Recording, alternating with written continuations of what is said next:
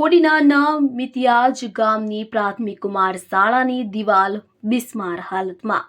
વિગતે વાત કરવામાં આવે તો ગીર સોમનાથ જિલ્લાના કોડીનાર તાલુકાના મિતિયાજ ગામે કુમાર પ્રાથમિક શાળા સ્કૂલની ફરતે કમ્પાઉન્ડ ડેલાની દિવાલ આવેલી છે કે તે હાલ કંઈક અકસ્માત સર્જાઈ શકે છે. ત્યાં નાના ભૂલકાઓને નિશાળે ભણવા જતા આવતા હોય છે.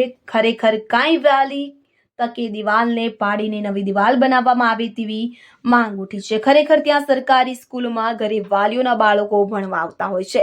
સામાજિક કાર્યકર લલિતભાઈ વાળા અને સુરપાલસિંહ બારડ દ્વારા સ્કૂલના આચાર્યશ્રીને રૂબરૂ રજૂઆત કરવામાં આવી છે, છતાં પણ સમય તેમના ભાગરૂપે પસાર થઈ રહ્યો છે.